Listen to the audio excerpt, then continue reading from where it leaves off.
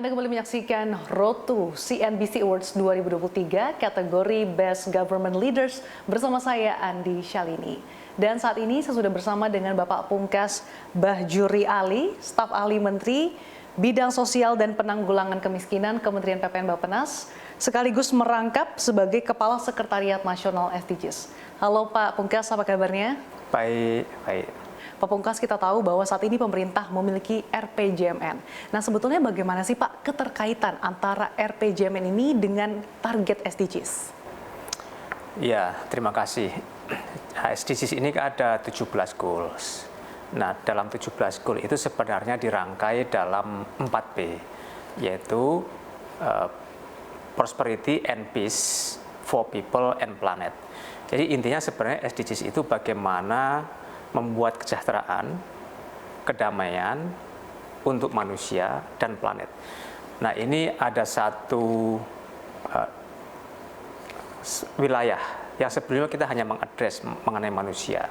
Di sini ada planet, artinya hubungan baik antara manusia dan alam harus selaras. Itulah yang disebut dengan sustainable, berkelanjutan. Nah, sebenarnya kalau kita lihat SDGs ini 4P tadi yang diterjemahkan ke dalam 17 goals itu adalah komitmen dunia yang selaras dengan Indonesia, karena kita sebagai negara itu bertujuan untuk mensejahterakan masyarakat, menciptakan satu kedamaian untuk kehidupan manusia dan pembangunan yang pada ujungnya itu ditujukan kepada manusia itu sendiri dan bagaimana keberlanjutan lingkungan. Itu yang juga menjadi prinsip RPJMN. Sehingga kalau kita lihat SDGs tadi di tingkat global itu selaras dengan pembangunan nasional yang kita wujudkan dalam RPJMN. Jadi sebenarnya dua pendekatan yang sama, yang klop ya dengan SDGs, sehingga kita sebagai pemerintah mengadopsi SDGs itu sebagai salah satu mainstreaming ke dalam RPJMN.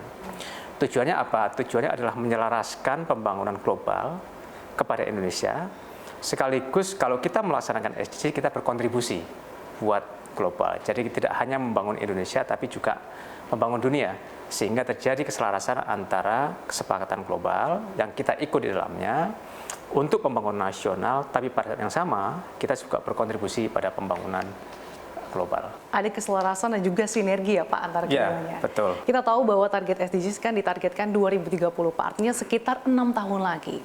Lalu apa nih Pak upaya-upaya yang akan dilakukan Kementerian PPN atau Bappenas sebagai koordinator pelaksana untuk bisa mengakselerasi terwujudnya SDGs ini Pak? Saya kira yang kita lakukan paling utama adalah bagaimana 17 goal dalam SDGs itu masuk ke dalam perencanaan pembangunan.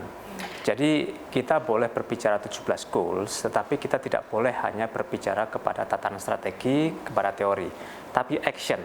Makanya kita salah satu pendekatan kita adalah SDG Action. Sebagai contoh kita punya SDGs Action Award. Jadi bagaimana menerjemahkan 17 itu ke dalam action, bagaimana caranya?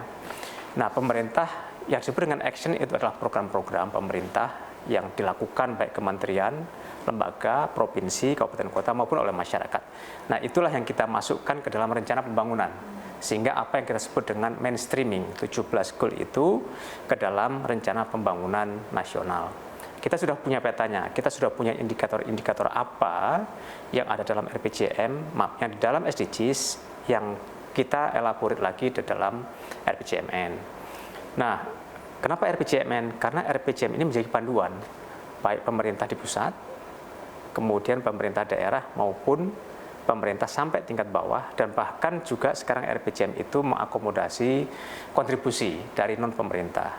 Dan kita tahu kan SDGs ini bukan hanya dilakukan oleh pemerintah, tapi juga oleh lembaga-lembaga non-pemerintah, oleh civil society, perguruan tinggi, bisnis, swasta, bahkan masyarakat. Jadi kita cara mencapai target SDGs adalah dengan memasukkannya ke dalam dokumen-dokumen perencanaan, satu. Yang kedua, pemerintah nggak mungkin berjalan sendiri. Jadi resource kita terbatas, kita punya potensi yang luar biasa di luar pemerintahan. Sebagai contoh, kita punya dana-dana filantropis ya, yang luar biasa. Sebagai contoh, ZIS itu punya potensi anggaran yang sangat tinggi, di atas 150 triliun. Masyarakat punya banyak potensi. Masyarakat selain mereka mempunyai resource yang berupa finansial, mereka punya yang disebut dengan social capital. Jadi modal sosial yang ada di masyarakat, gotong royong gitu ya, kemudian willingness dari masyarakat itu membentuk suatu modal sosial yang didukung oleh budaya. Sebagai contoh, Indonesia kan termasuk negara yang penduduknya itu ternyata paling generous di dunia ya. Kemudian kita punya modal-modal budaya yang mendorong bagaimana pembangunan itu sebenarnya sudah melekat ke dalam budaya masyarakat, dan itulah yang kita kemudian akomodir, kita sinergikan sehingga RPJM itu menjadi salah satu cara, tetapi tidak mungkin berdiri sendiri karena itulah salah satu fungsi dari Sekretariat Nasional bagaimana mengkoordinasikan antara pemerintah dan non pemerintah supaya bekerja sama. Nah, konteks RPJMN ini adalah sebagai pegangan bersama yang disebut dikerjasamakan itu apa? Disitulah kita bisa memaknai itu dalam dokumen perencanaan yang kita bawa bersama, menjadi referensi bersama, ini yang kita lakukan.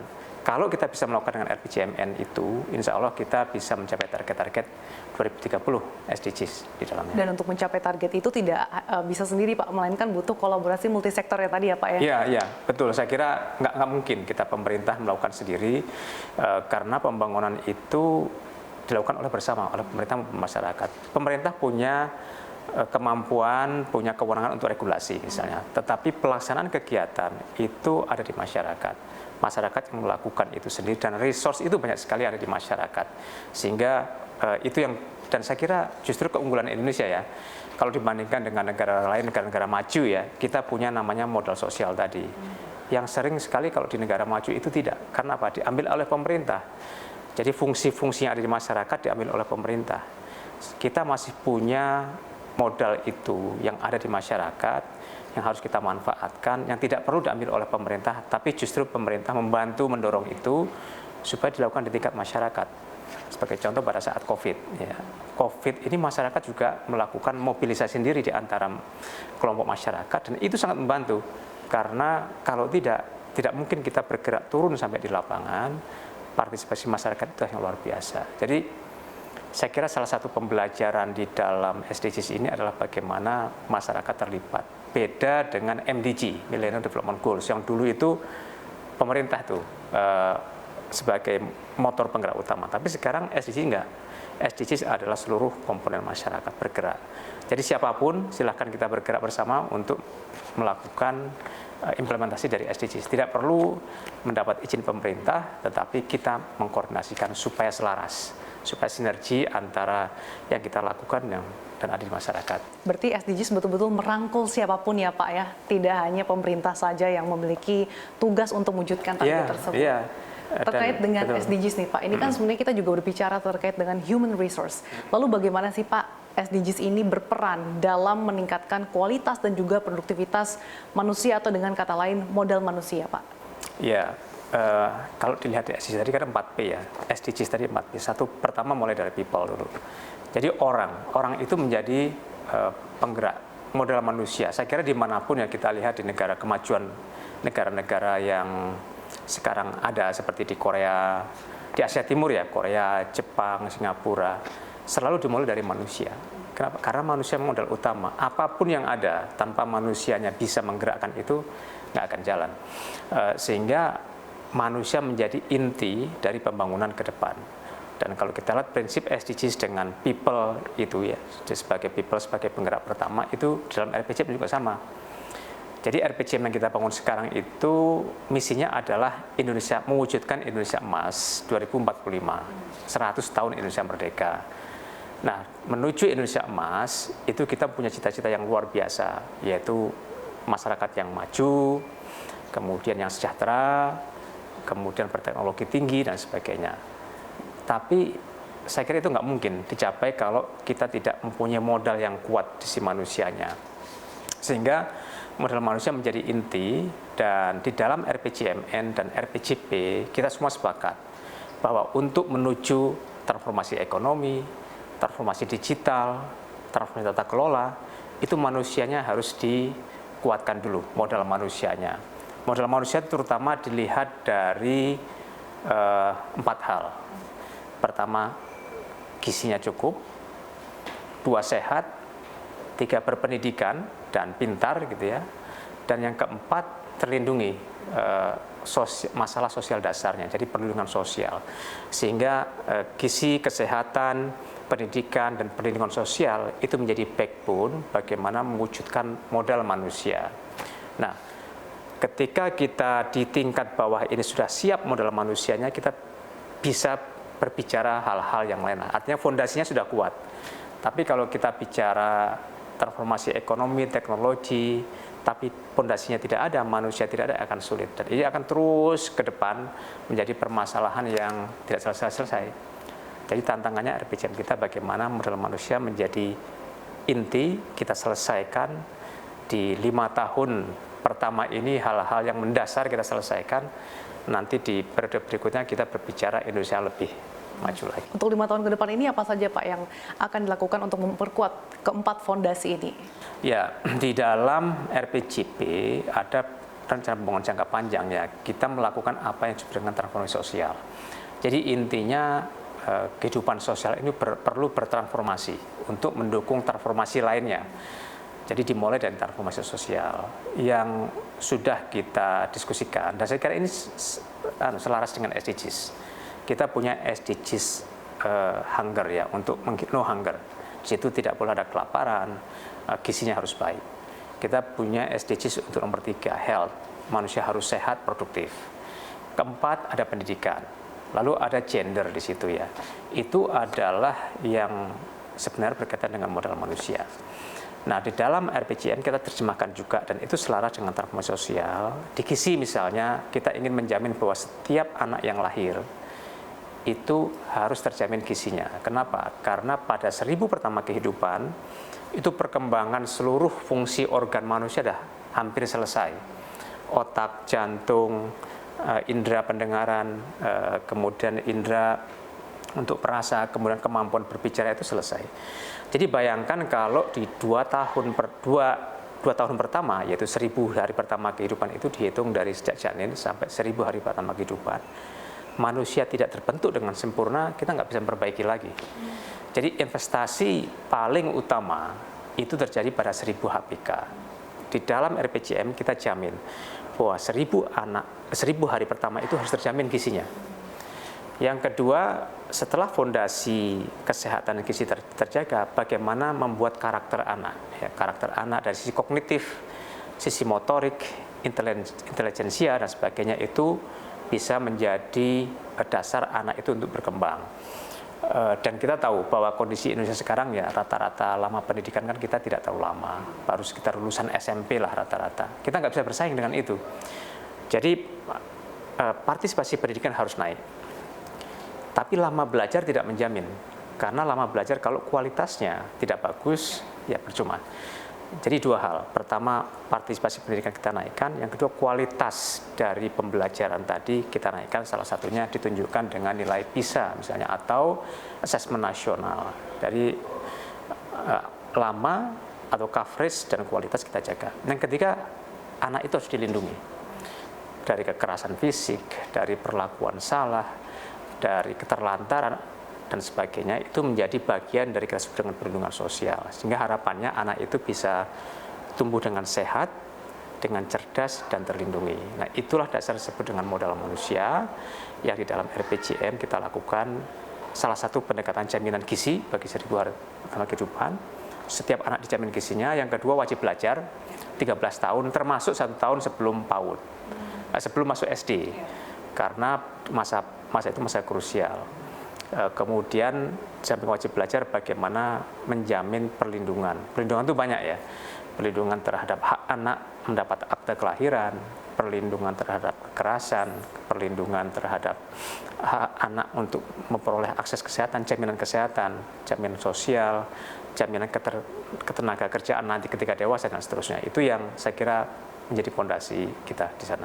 Oke, Pak Pungkas, kita tahu juga bahwa Indonesia saat ini dihadapkan pada bonus demografi. Lalu seperti apa sih Indonesia bisa memanfaatkan Pak momentum bonus demografi ini, terutama bagaimana sih Pak peran anak muda, terutama milenial dan Gen Z nih Pak? Nah, ini sangat penting ya, saya kira. Saya ingin juga meluruskan, sebenarnya orang menyebut kita itu mendapatkan bonus demografi.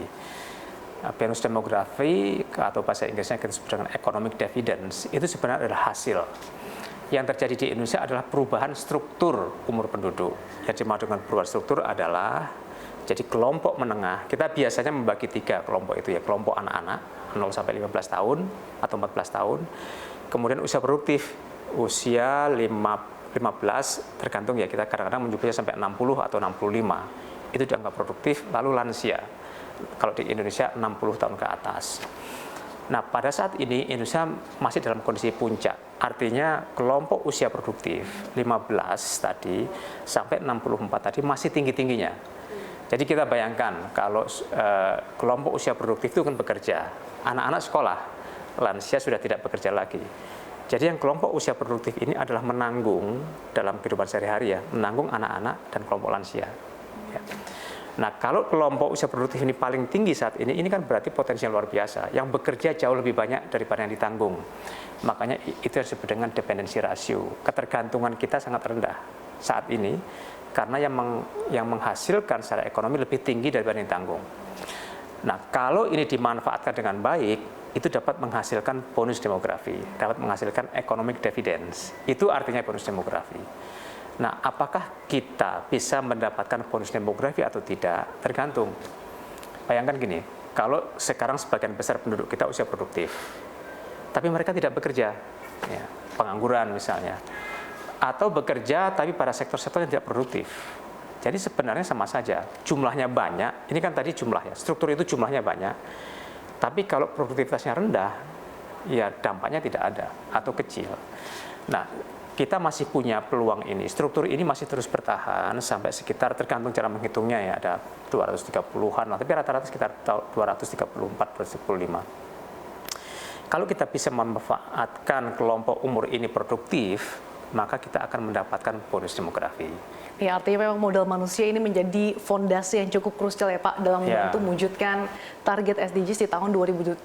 Dan tentunya tadi diperlukan komitmen dan juga kolaborasi antar berbagai pihak, karena tidak hanya pemerintah sendiri yang bisa mewujudkan target Indonesia SDGs 2030 ya Pak ya. Betul. Terima kasih atas waktunya Bapak Pungkas Bajori Ali, staf ahli Menteri Bidang Sosial dan Penanggulangan Kemiskinan Kementerian PPN, Bappenas, sekaligus merangkap sebagai Kepala Sekretariat Nasional SDGs. Sehat selalu untuk Anda Pak. Terima kasih Pak. Terima kasih.